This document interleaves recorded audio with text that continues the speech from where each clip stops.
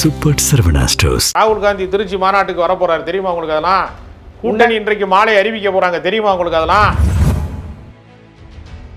அவங்களுக்கு 28 சீட்டு வரைக்கும் பேசுறாங்க. இதுக்கு மேல என்ன கொடுப்பாங்க யோசிச்சு பாருங்க. நீங்க ரொம்ப கடுமையாக கள போராட்டங்களிலே மக்கள் போராட்டங்களிலே ஈடுபடக்கூடிய கட்சியாக விசிகா இருக்கிறது, கம்யூனிஸ்ட் கட்சிகள் இருக்கிறது. காங்கிரஸ் அந்த மாதிரி தீவிரமான அரசியல் களத்தில் இருக்கா தமிழ்நாட்டில்? எல்லாத்தையுமே கூட்டணி கட்சிகளுக்கு கொடுத்துருச்சுன்னா அப்புறம் கூட்டணி கட்சிகள் வந்து அவர்கள் ஆதிக்கம் செலுத்த தொடங்கி விடுவார்கள் என்கிற அடிப்படை பிரச்சனை இருக்குல்ல. திமுக தயவு இல்லைன்னா காங்கிரஸ்ல இருந்து ஒரு சட்டமன்ற உறுப்பினர் கூட வர முடியாது, வர முடியாது. கருணாசுக்கு செல்வாக்கு இருக்குன்னு உங்களுக்கு தெரியுமா? இல்லாம ஜெயலலிதா சீட் கொடுப்பாங்களா கடந்த முறை? எது அவர் எத்தனையோ முறை மன்றாடினார், நான் மீண்டும் கட்சிக்கு வருகிறேன், எந்த நிபந்தனையும் இல்லை. ஆனால் அவரை ஒரு பொருட்டாகவே மதிக்கவில்லை. பாஜகவை நம்பிதான் அவர் வந்து தர்ம யுத்தம் இருந்தார், தியானம் செய்தார். நீங்க சங்கி மாதிரி பேசினீங்கன்னா அப்படி கிடையாது. ஊடகவியலாளரா சங்கியா? இல்ல இல்ல,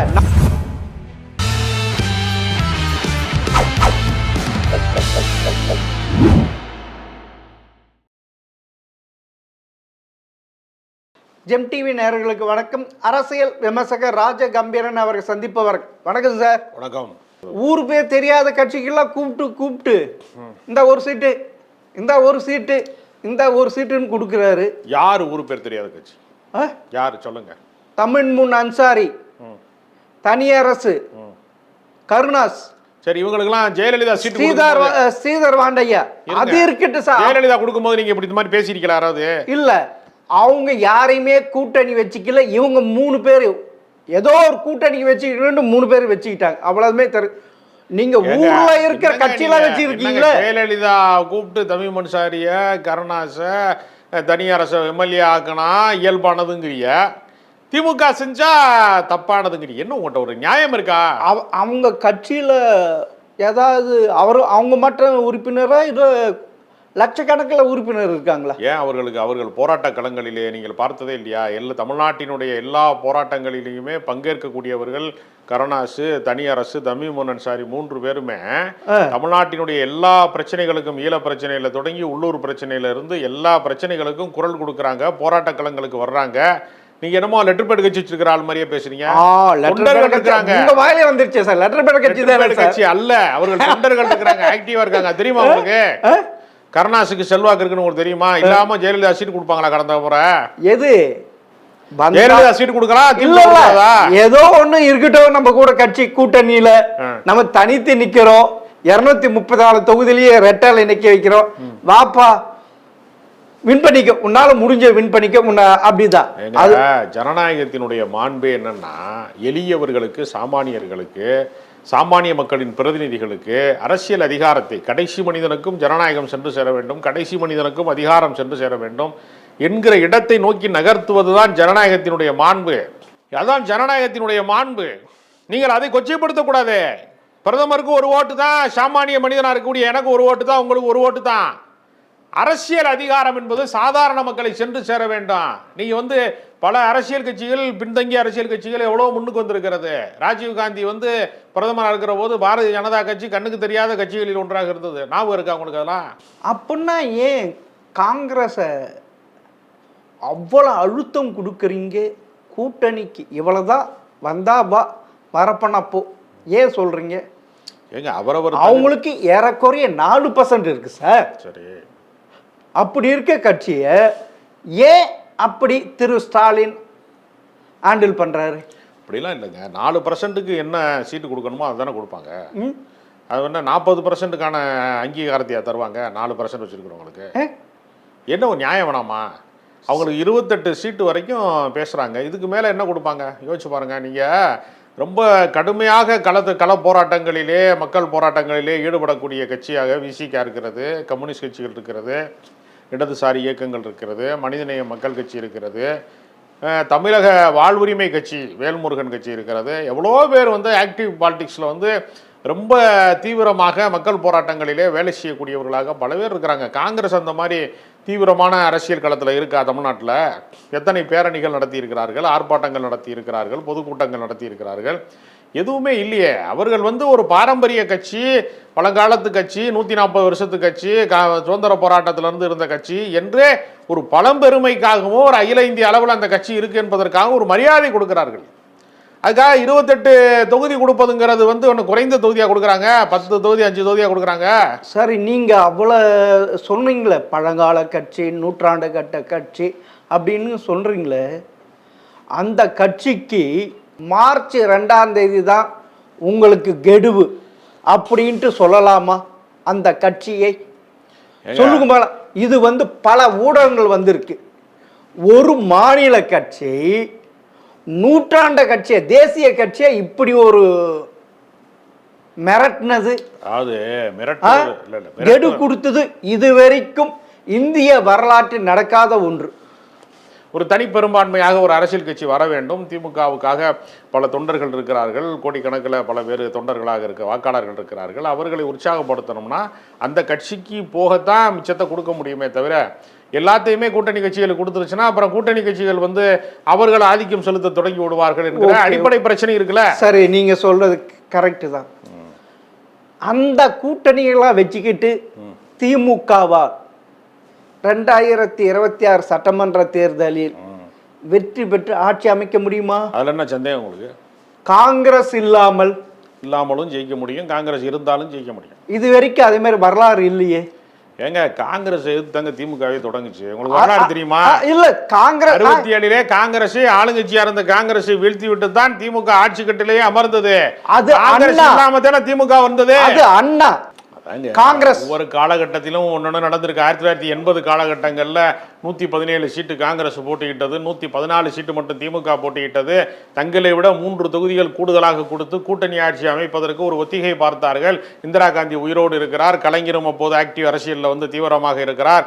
80களின் காலகட்டங்களிலே கூட்டணி ஆட்சிக்கான அறைகூவல் விடப்பட்டது.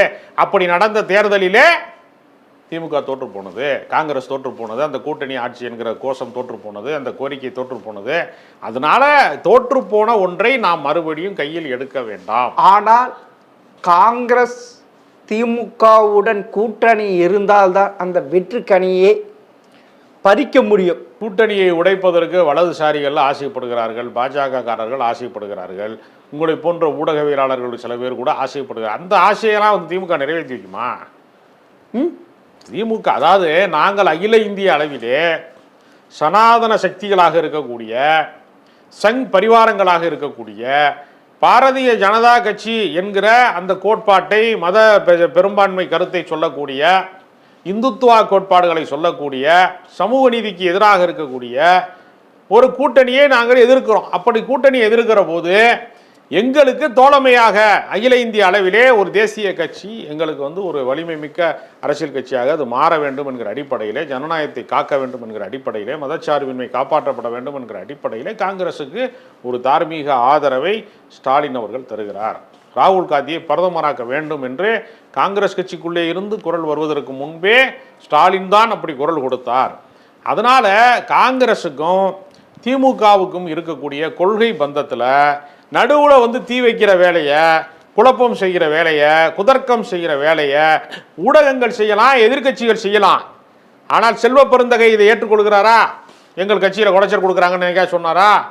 ராகுல் காந்தி சொன்னாரா? ராகுல் காந்தி திருச்சி மாநாட்டுக்கு வரப்போறாரு, தெரியுமா உங்களுக்கு? அதெல்லாம் கூட்டணி இன்றைக்கு மாலை அறிவிக்க போறாங்க, தெரியுமா உங்களுக்கு? அதெல்லாம் இன்னொன்று தெரியுமா? இந்த கூட்டணி இப்படிப்பட்ட இழுப்பறிக்கு காரணமே திரு ராகுல் காந்தி தான்.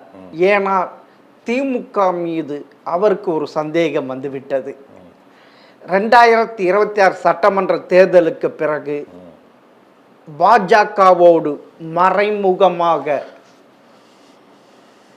மறைமுகமாக அவங்களுடன் ஒற்றுமை ஏற்படுத்தி கொள்ளலாம் என்ற தெரிந்த பிறகுதான் ராகுல் காந்தி இந்த நடவடிக்கை எடுத்தார். எங்களுக்கு 40 தொகுதிகள் வேண்டும், இல்லைன்னா 35 வேணும், 36 வேணும், உள்ளாட்சியில் 20% வேண்டும், இப்படி அடுக்கடுக்கான டிமாண்ட் வச்சு. இதுதான் காரணம். பாஜகவுக்கு ஒத்து உத வேண்டிய எந்த அவசியம் கிடையாது. அப்படி நீங்கள் சொல்வது உண்மையாக இருந்தால் தேசிய கல்விக் கொள்கையிலே கையெழுத்து போட்டால், ஒப்புதல் அளித்தால் உடனே அவர்கள் நிதியை விடுவித்து விடுவார்கள். முரண்பாடு இருக்கிற காரணத்தினாலே தான் இந்த அரசாங்கம் தொடர்ச்சியாக நிதி தர மறுக்கிறது.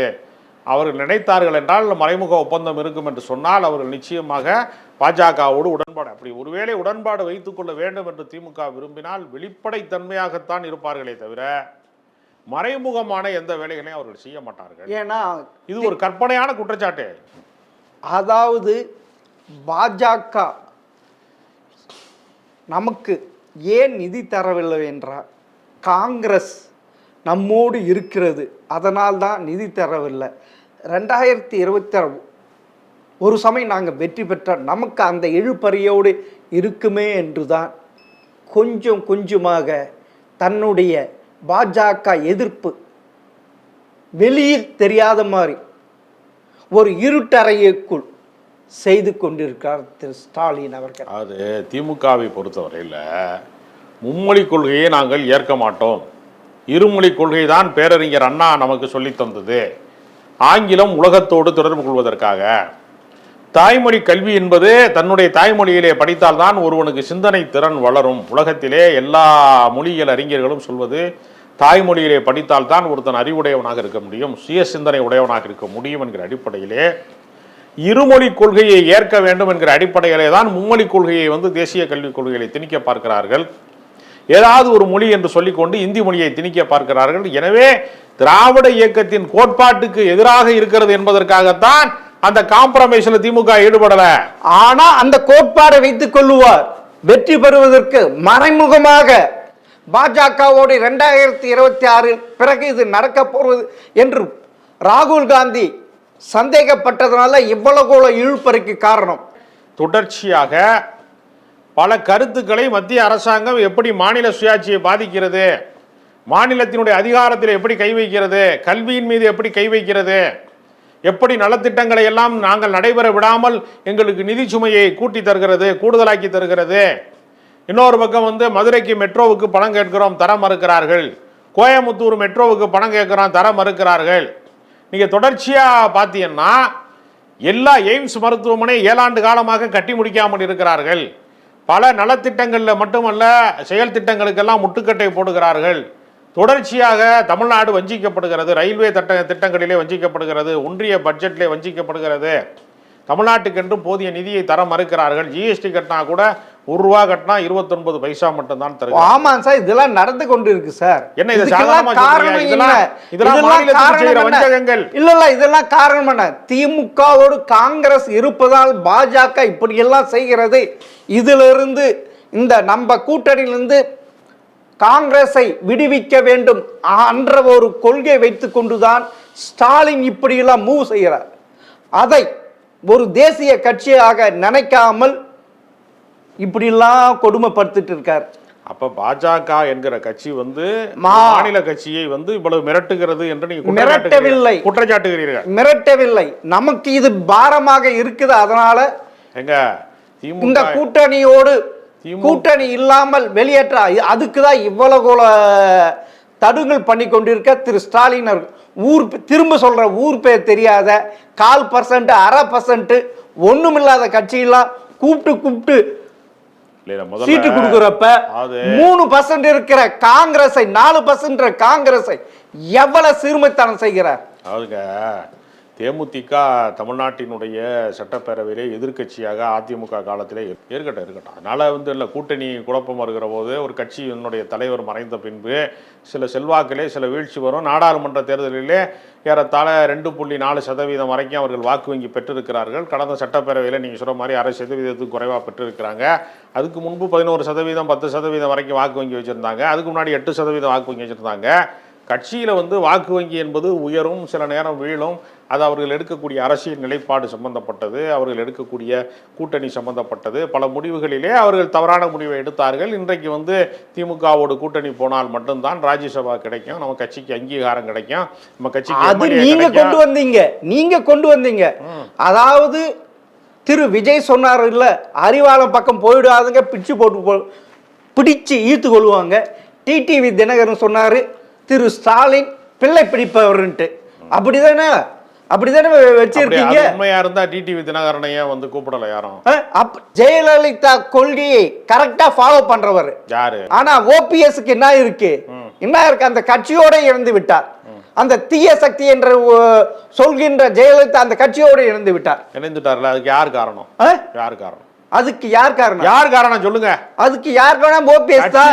அவருக்கு அதாவது பதவி சுகம் வேணும், அதனால அவருக்கு இல்ல அவரு அதிமுகவினுடைய தொண்டனாக கூட நான் இருந்து விட்டு போகிறேன், என்னை சேர்த்துக் கொள்ளுங்கள்னு சொன்னா கட்சியை விட்டு அவரை நீக்கினார்கள், பொதுக்குழுவை கூட்டி வந்து அவரை அவமானப்படுத்தினார்கள், தண்ணீர் பாட்டிலை அவர் மீது தூக்கி எறிந்தார்கள், அவர் எத்தனையோ முறை மன்றாடினார், நான் மீண்டும் கட்சிக்கு வருகிறேன், எந்த நிபந்தனையும் இல்லை, என்னை பின்பற்றுகிறவர்களுக்கு என்னோட ஃபாலோவர்ஸுக்கு மட்டும் போஸ்டிங் கொடுங்க, எனக்கு கட்சி பதவி கூட வேண்டாம் என்று எவ்வளவோ முறை மன்றாடி பார்த்தார்.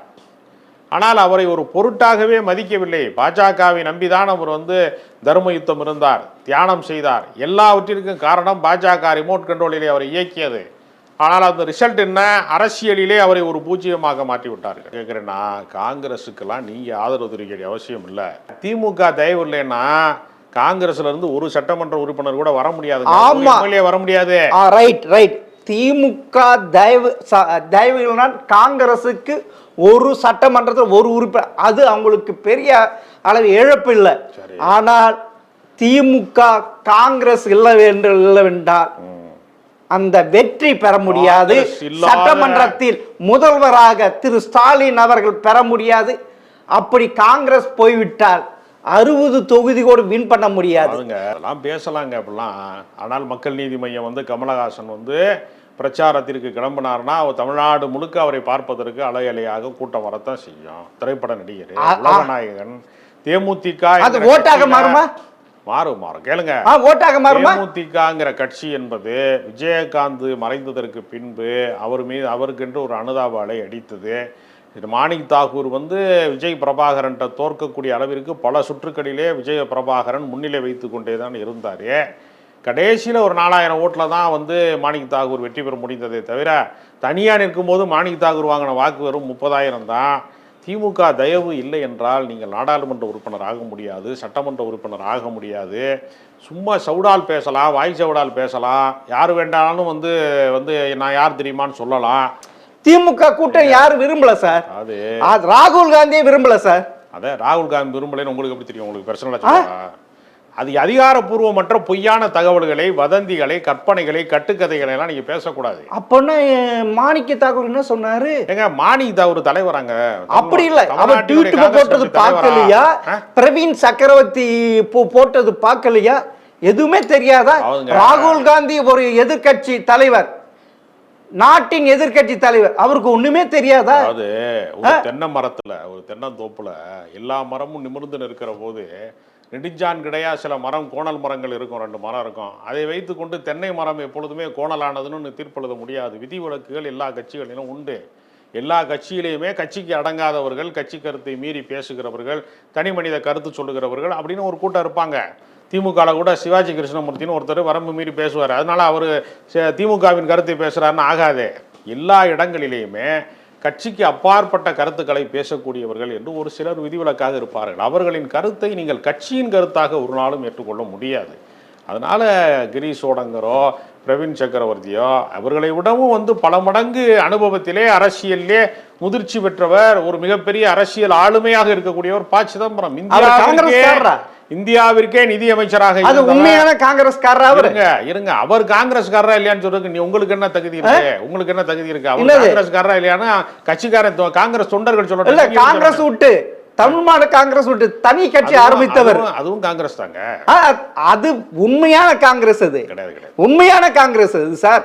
1996 தமிழக மக்கள் தமிழ் மாநில காங்கிரஸ் ஏத்துக்கிட்டாங்க சார். இருங்க, ரொம்ப துள்ளாதீங்க. அதாவது என்னன்னா, காங்கிரஸில் இருந்து முரண்படுகிறார்கள். அகில இந்திய தலைமை வந்து ஒரு ஊழல் செய்திருக்கக்கூடிய, மிகப்பெரிய மக்கள் அதிருப்தியை சம்பாதித்திருக்கக்கூடிய ஜெயலலிதாவோடு தான் நீங்கள் கூட்டணி போக வேண்டும் என்று சொல்லுகிற போது, ஜெயலலிதா மீதான அதிருப்திக்கு துணை போக முடியாது என்பதற்காக தமிழ் மாநில காங்கிரஸ் தோன்றியது. பின்னால காங்கிரஸ் கட்சியோடு அதை இணைத்தார்கள். அதனால காங்கிரஸ்காரர்கள் சில நேரம் அகில இந்திய அளவிலே சில பேர் வந்து தவறான முடிவு எடுக்கிறார்கள் என்பதற்கான எதிர்ப்பை கொஞ்ச நாள் காட்டினார்கள். அதனால அவர் காங்கிரஸ்காரர்களே ஆகிறாரு. செல்வ பெருந்தகை அவர் காங்கிரஸ்கார, உண்மையான காங்கிரஸ்கார, அடிப்படை பிறந்ததுல இருந்து காங்கிரஸா பல கட்சிகளுக்கு போயிட்டு வந்தவர், அங்க வந்தவர். அவர் எப்படிப்பட்டவர்? அதெல்லாம் கிடையாது. அவருடைய தன்னுடைய இதுல அம்பேத்கர் இயக்கங்களிலே இருந்திருக்கிறார். தலித் மக்கள் ஒடுக்குமுறைக்கு எதிரான போராட்ட களங்களிலே விசிகா போன்ற கட்சிகளிலே இருந்திருக்கிறார். அது ஒன்றும் தப்பு கிடையாது. ஒரு கொள்கை சார்ந்து ஒரு அரசியல் நிலைப்பாட்டிலே பல நிலைப்பாடுகளை எடுக்க வேண்டிய சூழ்நிலை சில நேரம் வரும்.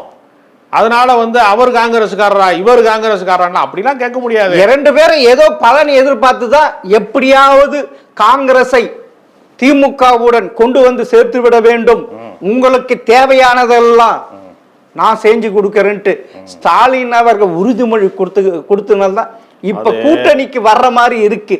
அப்போ கூட்டணிக்கு வந்து விட்டார்களுங்க. ஏற்கனவே கூட்டணியில தான் இருக்காங்க. சீட்டு பேரத்துல கொஞ்சம் முன்பின்னா சொல்லுவாங்க. ஒரு வியாபாரத்துல சில நேரம் என்ன செய்வாங்க, ஒரு கடைக்கு போகும்போது சில விலையை கூட சொல்றாங்க, ஒருத்த குறைய சொல்றாங்க, பேரம் பேசி வாங்குறாங்க. அதனால வியாபாரம் இல்லை என்று ஆகிவிடாது, அது கடை இல்லைன்னு ஆயிடாது. அது மாதிரி அப்படி இல்ல, ஒரு பிம்பம் ஒன்று இருக்கிற தமிழகத்தில் பாருங்க. திமுகவோடு காங்கிரஸ் இருந்தால்தான் அது வெற்றி பெறும், அது வெற்றி கூட்டணி, திமுகவால் ஆட்சியில் அமர முடியும். இல்லை என்றால் முடியாது. அந்த கருத்தை நீங்கள் வலியுறுத்தலாம், அது உண்மை கிடையாது. தமிழ்நாட்டு மக்கள் இதுதானே வரலாறு, இதுதானே வரலாறு கிடையாது.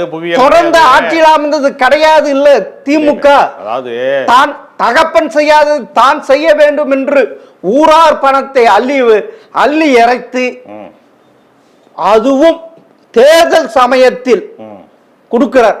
மாற்றுத்திறனாளிகள் கொடுக்கிற தப்பு இல்லையா? அது எவ்வளவு கொடுத்திருக்காரு, எவ்வளவு ஏத்திருக்காரு? 2000 ரூபாய் கொடுத்திருக்காரு. கர்நாடகாவில் எவ்வளவு தெரியுமா? 8000 ரூபாய். மாற்றுத்திறனாளிகள் ஒரு மாதம். ஆந்திராவில் 12000 ரூபாய் மாற்றுத்திறனாளிக்கு போராடினார்கள். வேற இது நடுத்தெருவில் போராடினாங்க, எங்களுக்கு ஏத்துங்க ஏத்துங்கன்ட்டு. அதான் அப்ப அரசியலுக்காகத்தானே எல்லாம் செய்யறீங்க. நீங்க முருகனையே அரசியலுக்காகத்தானே பயன்படுத்துறீங்க.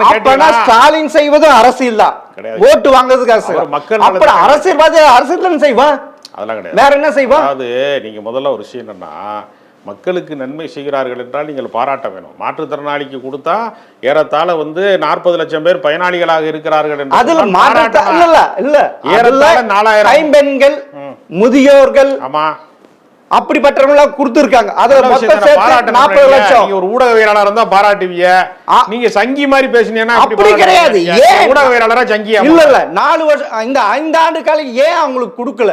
மாற்றுத்திறனாளி எவ்வளவு கொடுமை பண்ணீங்க, ஊரா சுத்தி எங்கெல்லாம் எத்துமை விட்டீங்க, இப்ப தெரியுது உங்களுக்கு கண்ணுக்கு. அதனால மஞ்சள் காமாலை கண் திரு ஸ்டாலின் அவருக்கு இப்ப அதெல்லாம் உங்க ஆசை, உங்க விருப்பம். இன்னைக்கு ஜோறு போட்டா நேத்தியான் ஜோறு போட்டேன்னு கேட்க கூடாது. இன்னைக்கு ஜோறு போட்டால் அதுக்கு நன்றி தெரிவிக்கணும். அப்படிதான் நீங்கள் பேசணும். நலத்திட்டங்களின் வழியாக ஏற்கனவே மகளிருக்கு 5000 ரூபாய் கொடுத்துட்டாங்க, அது 10000 போச்சு, இப்ப 4000 ரூபாய் கொடுத்துருக்காங்க, இதுலயும் போச்சு.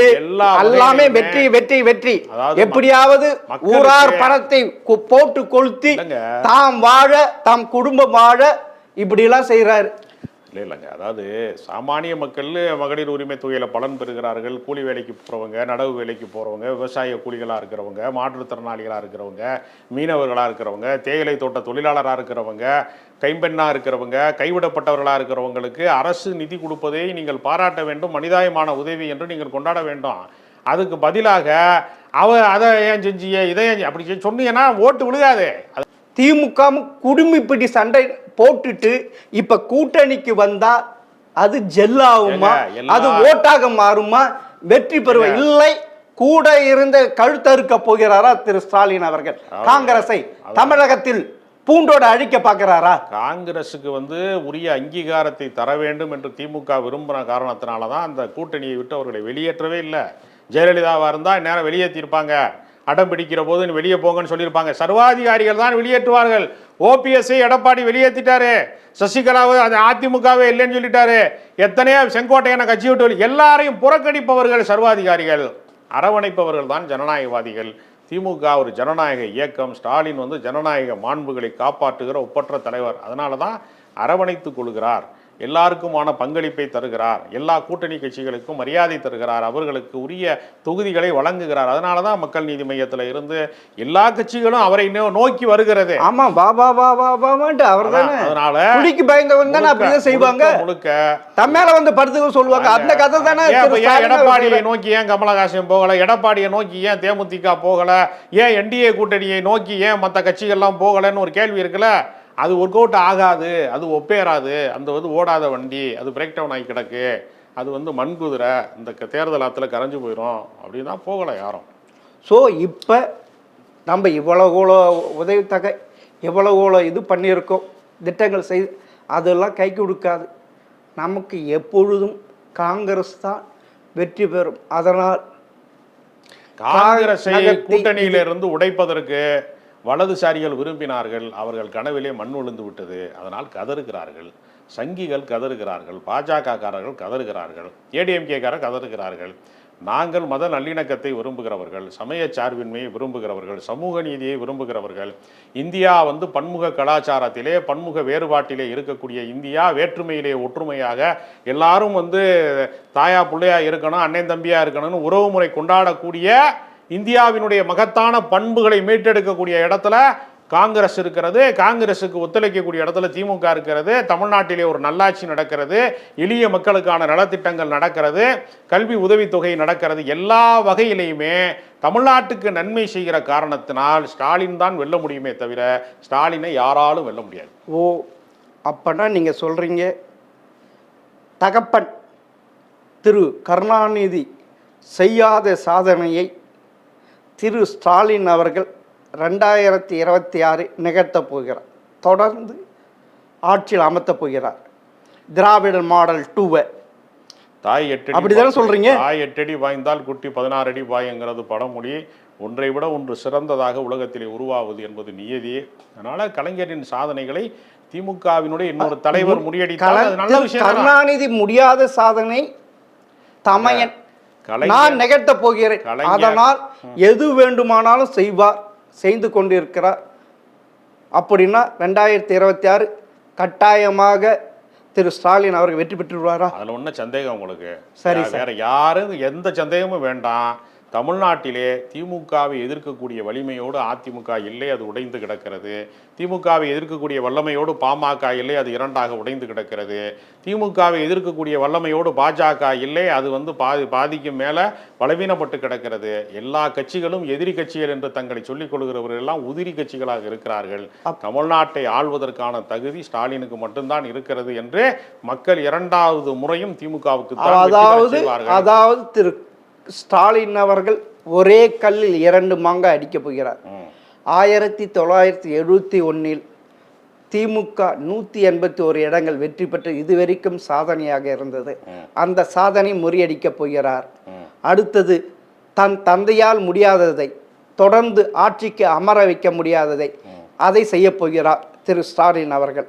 அப்படிதானே சார்?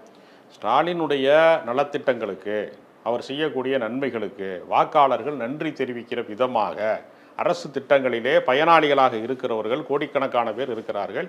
அவர்கள் வாக்களித்தாலே அவர் 200 சீட்டு ஜெயிச்சிருவார். எதிரிகளாக இருக்கிறவர்கள் யாருக்குமே அவரை வெல்வதற்கான ஆற்றலோடு அவர்கள் இல்லை. அவர்கள் எல்லாரும் ஒரு குடையின் கீழ் ஒன்று திரளப் போவது இல்லை. தனித்தனியாக அவர்கள் இருக்கிறார்கள். ஒரு வலிமை மிக்க பேர் இயக்கமாக திமுக கூட்டணி மட்டும்தான் இருக்கிறது. ஆனால் என்டிஏ கூட்டணியால் ஒருபோதும் இந்த கூட்டணியை வெல்ல முடியாது. சரி சார், நீங்கள் சொல்லியிருக்கீங்க இன்னும் 2 மாதங்கள் இருக்குல்ல சட்டமன்ற தேர்தலுக்கு, வாக்குப்பதிவுக்கு என்ன என்பது விரைவில் தெரிந்துவிடும். மிக்க நன்றி சார்.